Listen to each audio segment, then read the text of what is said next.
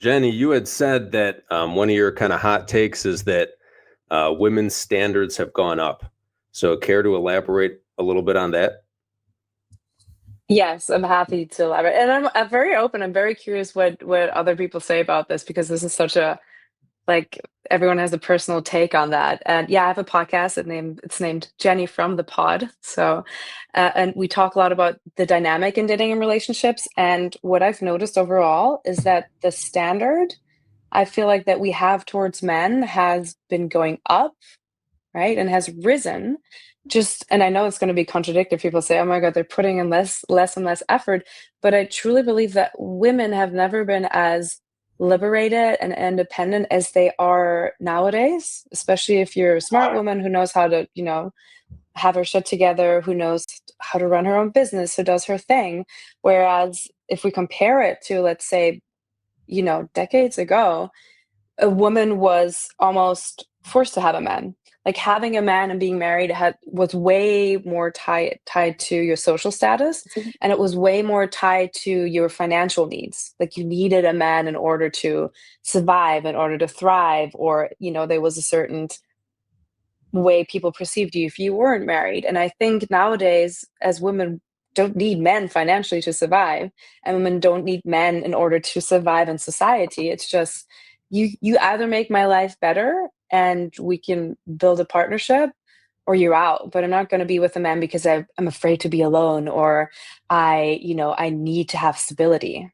Like I would never want to make myself dependent on someone because of that. I have no problem being in a healthy dependency with a partner. I think that's lovely. I think we're humans and we're wired for connection, but I'm never going to have the motive of I need to be with this man because if I wouldn't be with him, I wouldn't be able to do XYZ.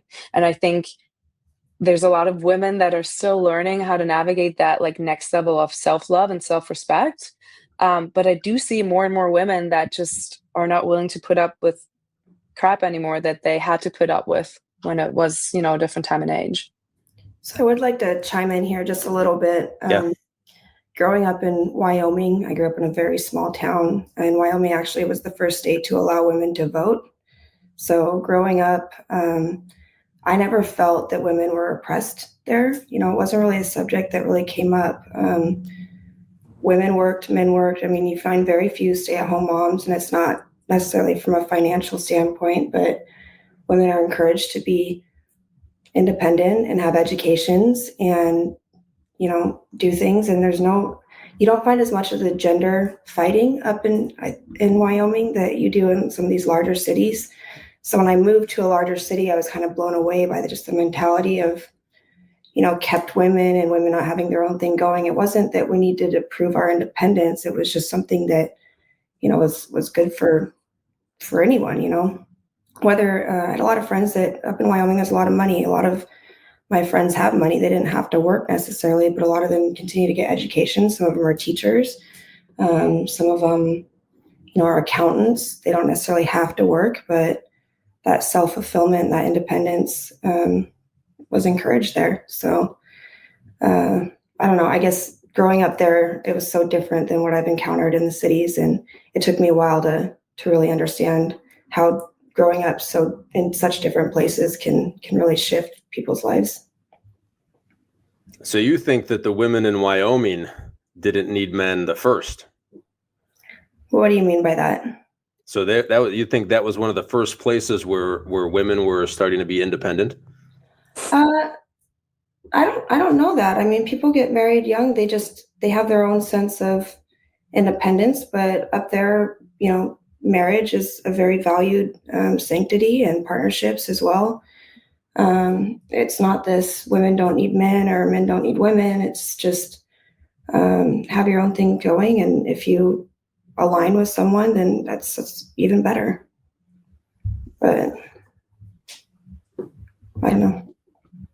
So Angie, what are your thoughts? Clearly you're in the I want a man camp. I like needing a man camp. I don't know. I feel fulfilled not having, being a girlfriend and being a companion. I think sometimes we got to focus on providing then their needs to get what we need, instead of just going, I deserve this. I think the way to get what you want is to actually to give what they need. And I think to get what you like, if you go, okay, like for example, I'm dating a pretty successful guy per se. I don't focus on like I deserve A, B, C, D. It's more like, can I cater to his needs? Because it's actually not that easy to sorry, to date someone who's successful. You got to be pretty tough emotionally, I would say. You can't just go like, oh, I want to do A, and then I think one party has to compromise each other. Like it's not how it works to just go, this is what I need, and you got to give me this, but also you got to be A. Like it just doesn't work that way in a relationship. You said it's not that easy dating a successful guy. What's the hardest thing about dating a successful guy? You got to be emotionally tough.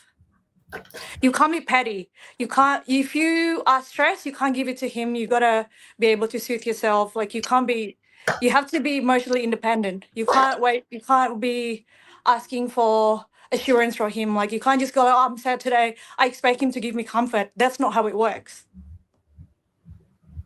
I might have to send some women your way for some coaching, Angie. Because that's something that's really important to me. Is I've got like 100 things going on, and there's times where literally I sleep 4 or 5 hours a night for 2 weeks straight, and every waking hour I'm busy. So for me, like when I'm with a woman, I need her to appreciate when I carve out time for her out of my busy schedule. And as soon as she's like, bent out of shape, you need to spend more time with me. I'm like, I can't with this. Like it cannot happen. Yeah. It's just not how it works. Like all women go, I want a successful man, but they don't know what it takes to have successful men. They think that their worth is because they make money, because I'm this, I'm that, I'm this. It doesn't matter. Like that's not what they need. You're not gonna get what you need unless you're giving what they need. It's just that's how it works. Like it's like having a business, like you gotta give them a lot of discounts. You're gonna give them value, so then like your customers actually stay. Like that's just how it works in this world, And just women doesn't understand that, in my opinion. Like they think, oh yeah, I'm independent, I don't need you. Like being in a relationship, and when you're giving what they need, it's the most fulfilling thing in the world. That's what I find. Like, so when it's so sad to be alone. Like, I don't know, like for me anyway, I couldn't think of the worst thing. Like my partner's mom is separated to the father, and I can see she's so sad. She's not fulfilled. She has nobody. Like when you're old, you're in a different, like your son would have their own life. Your daughter will have their own life. You're in a different phase. You can't rely on anybody. When you have a partner and you're that old, it's beautiful. Like my mom and my dad is beautiful. Yeah, they fight. Yeah, like it's not perfect, but they're there for each other. They're on the same wavelength, they're on the same path of life. And people forget about that sometimes. You're so caught up in the young age that like, oh yeah, look at me, look at me, look at me. But you don't understand, when you're old, when you're sick, who's going to be there for you? You're alone. But then like you got to have to, as women get older and like you lose your value, which is your beauty, that's when you actually find your man, and then you try to keep them that way. That's how you build your value. So when you lose your look, you have whatever you have given to him, like that's how I think anyway. All right, guys, I really hope that you enjoyed that clip. If you want to check out the full-length podcast episode, you can find that right over here. Also, make sure you visit my website over here, where you'll find my supplements, the opportunity to book me privately one-on-one for coaching, and most importantly, my new School of Unplugging, which you'll find on the courses tab. Newer to the channel, hit subscribe.